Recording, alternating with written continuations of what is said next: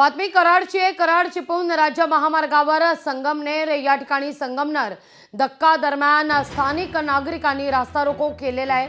रस्त्याच्या प्रलंबित कामामुळे रस्ता अवजड वाहनांसाठी 23 तारखेपर्यंत बंद करण्यासंदर्भात आता प्रशासनाकडून हा निर्णय घेण्यात आल्यानंतर नागरिकांकडून तीव्र विरोध होतोय। शाळकरी मुलांना याचा फटका बसणार आहे।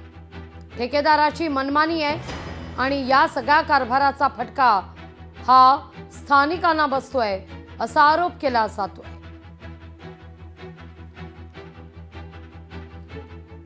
अधिक माहिती घेऊया आपले प्रतिनिधी शशिकांत सूर्यवंशी यांच्याकडून। शशिकांत, काय अधिक माहिती या सगळ्या संदर्भात? कराडमध्ये रास्ता रोको केला जातोय।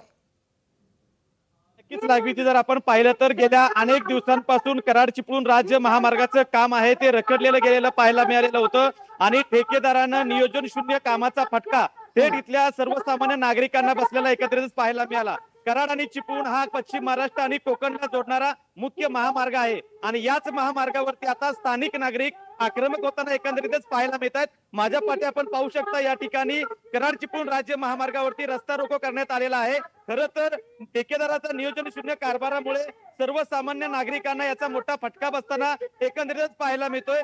हा जो रस्ता बंद करण्यात आलेला आहे त्याचं कारण मुख्य आहे की मुसळधार पावसामुळे पर्यायी रस्ता या ठिकाणी काढण्यात ठेकेदाराकडून आलेला होता आणि हा रस्ता गेल्या काही दिवसापूर्वी मोरी पूल दोन्ही वाहून गेले आणि याचा फटका जो होता हा इथल्या स्थानिक नागरिकांना पाहायला मिळाला आणि त्यांना बसला। खरं तर शाळा सुरू झाल्या, मात्र शाळा सुरू होण्याच्या पहिल्याच दिवशी या ठिकाणी ठेकेदाराच्या नियोजन शून्य कारभाराचा विद्यार्थ्यांना देखील फटका बसलेला आहे। खरं तर कोकणातून मोठ्या प्रमाणात जी वाहनं आहेत, जे पेशंट्स आहेत, हे कराड सांगली सारख्या ठिकाणी जातात आणि या ठिकाणी जात असताना त्यांना या चुकीच्या रस्त्याचा आणि या रस्त्याचा ठेकेदाराच्या मनमानीचा फटका बसतो आणि असंख्य पेशंट जे आहेत यांना या सगळ्या आस्थापनाचा फटका बसलेला एकत्रित पाहायला मिळतोय। निश्चित मुद्दा लक्षात येतोय। शशिकांत, तुर्तास धन्यवाद तुम्ही दिलेल्या एकूणच सविस्तर माहिती करता।